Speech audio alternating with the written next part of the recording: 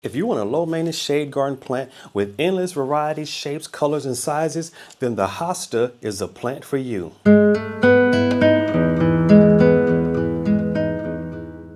With over 11,000 registered cultivars, the United States recognizes over 7,200 different types and varieties. There are so many more in cultivation that are unnamed, but Hosta is pretty endless with what you can get with the varieties and shapes, colors, and sizes that you have all stacked and within this one group of plants. All shade loving, but look at this tiny one. This is mouse ears. Blue mouse ears. This is one of the smallest hosta I've ever seen anywhere. If anyone can point out a smaller hosta than mouse ears, please drop that down in the comments and let us know.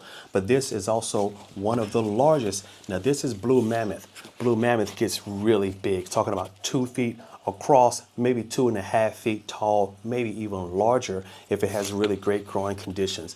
But it's not just about the size, it's also about the separation and the variation in the leaves.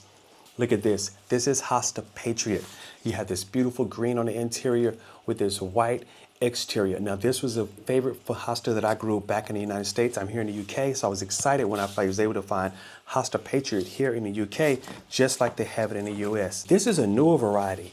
This is Hosta June. Look at that beautiful yellow leaf with that exterior variegation of green. But that leaf is not chartreuse. It is actually a golden yellow hosta leaf. I've never seen a hosta with this much golden, and the color may shift once it's in the ground. It may shift a bit. Look at this hosta here. The leaf has a bit of a frill on the ends, a bit of a tapered look on the leaves. The leaves are more narrow. It almost looks like a ginger and not a hosta. But this is Hosta Atlantis. Beautiful shape and variety there.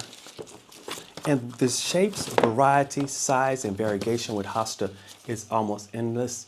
Look at this beautiful one here, that beautiful variegation. And that's what you're looking for with a lot of Hosta. Now, it may not be about the variegation for you. You notice blue mammoth is a solid color.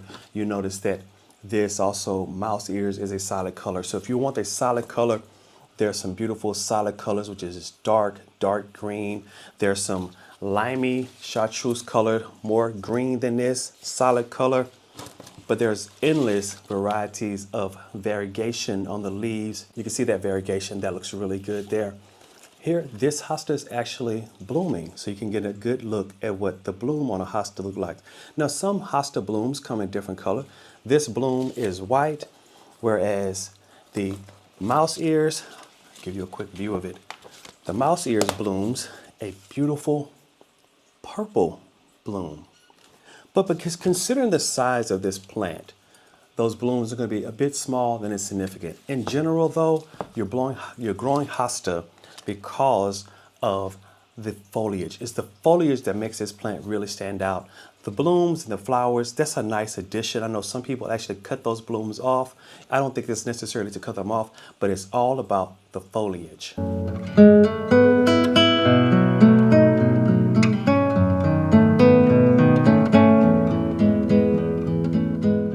One of the keys about hosta is that it is a shade-loving plant.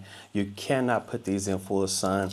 You'll notice here, this particular leaf has a bit of damage on it. And I believe it is a little sunburned because while it was growing in a garden center, it got a little too much sun. Sunburn is a huge problem with hosta that are placed in full sun. These are shade-loving plants. They also like a bit of moisture, so don't let them dry out. If they dry out for more than, say, a week, the plant is going to start to wilt and you're going to have problems. Make sure that it was watered at least once a week. You want to make sure this plant is in soil that remains moist and is in shade at all times. The more shade, the better. Of course, you don't want a deep, dark shade. It is still a plant that needs sunlight, so a bit of dappled light coming through is okay. But you definitely want to make sure that you don't put your hosta in full sun.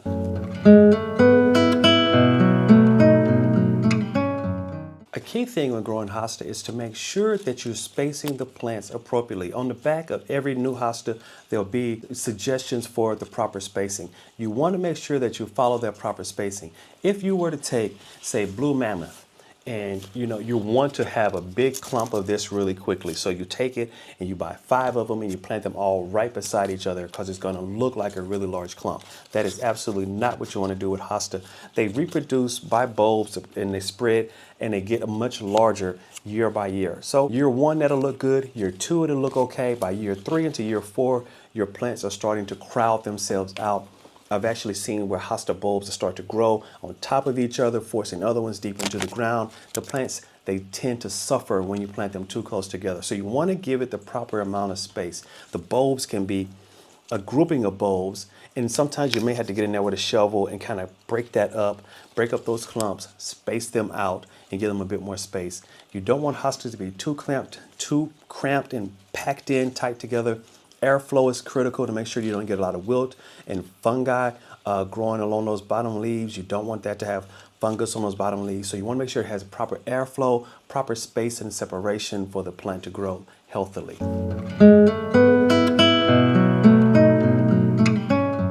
Your hosta will continue to grow. Each clump will get larger year over year. I would suggest after about year 2 or year 3, take a look at the size of your clump. The best time to separate hosta is in the early spring when the shoots just break through the soil. Then you can see exactly how large the clump is. This is when I like to separate them. And I go in with a shovel, lift those clumps up, separate them out, and then put them back in the ground. The shoots let me know exactly where the plants are. You could probably do this in the fall as well if you want to lift the whole plant out of the ground, if you want to lift it out of the ground. I never did that. I was in zone 6, 7, and 8, and I didn't lift my hostas out of the ground. In each one of those zones, I left them in the ground. They did really well over in wintering. Of course, as soon as the frost hits, this dies back to the ground. Put a layer of mulch on top of that, and they did really great in ground. They came back year after year, larger and more lush than the year before. Of course, I kept mine in a semi-shaded garden. They did really wonderful in that location. But the clumps do get large. The bulbs do start to grow on top of each other and roots all crammed in there. So you want to lift them about every 2 to 3 years, separate them, and then put them back in the ground again. That may be a bit difficult though when you're dealing with some of the larger varieties. The smaller varieties is much easier to lift and shift them.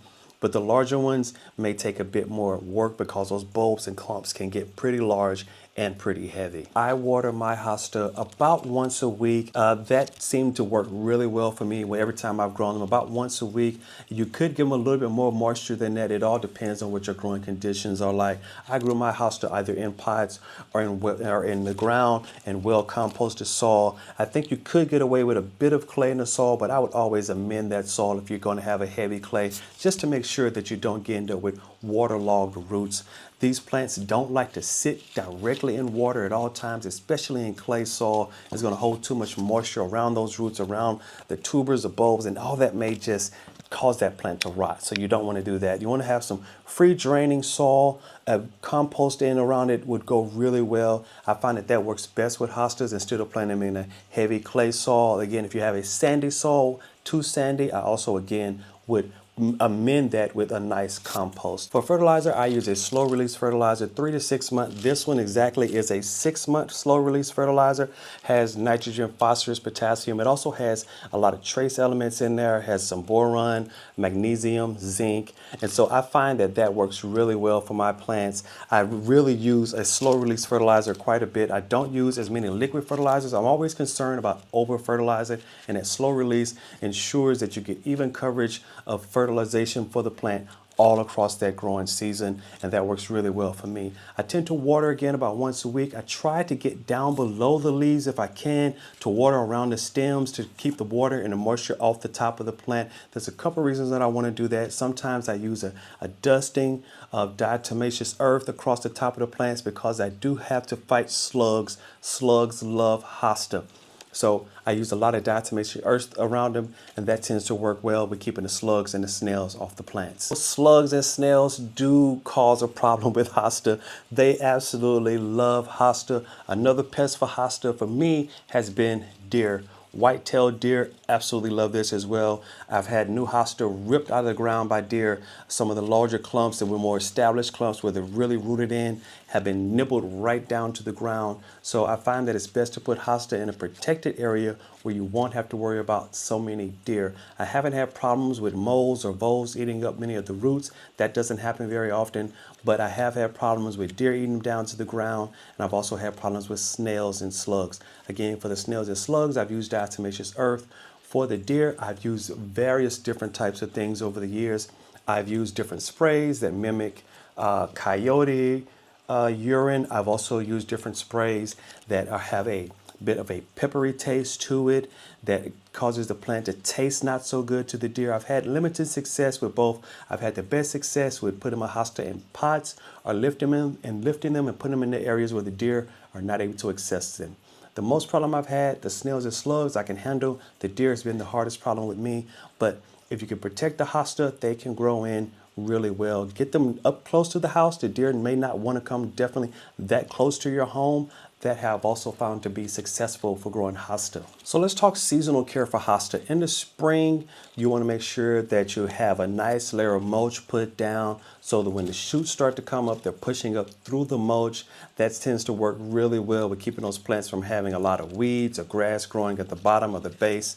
Make sure that you've already separated in the spring. In the summer, that's when you're going to have your most growth. The plants are going to be beautiful. They're going to flower for you, and they're going to look really great. By the fall, hosta can look a little rough around the edges. The leaves, which have been beat up by wind, especially if you live in a windy area, that's going to beat the leaves up pretty bad. The sun, if you get too much sun on it, there may be a bit of sun damage. I won't lie to you. By the end of the growing season, most hosta, especially the larger hosta, which take on more sunlight, take a bit of damage, aren't looking their best by the end of the growing season. They look really great in spring when they're coming up. The leaves are beautiful. In the summer, they look good. As you're heading towards the fall, the plant may look a little tattered around the edges. I would hesitate from going back and cutting that plant down to the ground. Some people like to do that, but understand that when you're doing that, it takes that bulb a lot of energy to push that back up new leaves and new shoots. So don't cut them down. Unfortunately, you may just have to deal with that tattered look. What you can do is not plant them all in a bed together. If you plant your hosta interdispersed by other flowers that look good in the fall, such as your hosta next to some dahlia, hosta near roses, those other plants can kind of step up and step in and look really great. I used to plant my hosta with a lot of daylilies, hermicalis around across the front of them, agapanthias across the front. So as the hosta look a little tattered toward the end of the season, it wasn't as noticeable because those other flowers and other plants looked really good.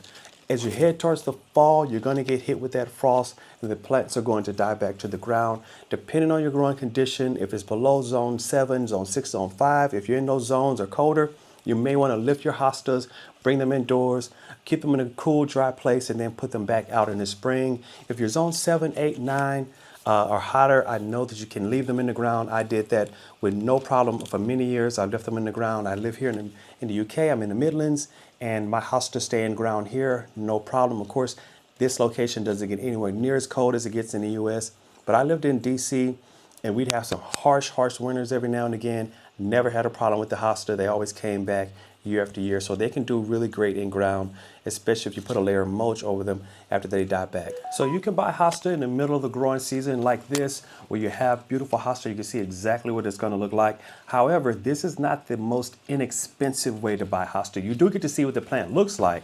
And if that's the only way you can pick them up, then so be it. Like this, absolutely beautiful. Look at this June. So there's no way I would have got hold of this plant unless I got it in this vegetative state. But in the springtime is the best time to pick up hosta because they come in as packs. You can find them in your garden center, Walmart, Lowe's, Home Depot. If you're in the UK, B&Q, they have them in packs. You can pick up those bare roots. That's the best way to get hosta and put them in the ground. Dig a hole about 12 inches deep, about 12 inches wide, put a lot of amended compost in there, and plant them to where the crown of the root is at soil level. I'm saying dig this hole deep, put some amendment in it, and then spread the roots out evenly around the whole hole, which is about 6 to 8 inches deep. If you don't want to go 12 inches, 6 to 8 inches deep, a good half foot, about 6 to 7, 8 inches wide. So if you don't want to go 12 by 12, so 12 by 12 may be a bit much of digging. If you want to go smaller, you could get away with maybe 6 to 7 inches deep, 6 to 7 inches wide. Put in some nice fresh compost, amend that with some nice fertilizer, some slow release fertilizer. Then take those roots, spread them out, and then cover them up. Put that crown to where it's right there at soil level. If you have mulch, it's okay to let that crown sit up under about 1 inch or 2 of mulch, but you don't want to go any deeper than that. If you put the plant too deep, you could get crown rot. And if you go too high, where it's sitting up on top of the ground, the roots may get exposed and the plant will dry out.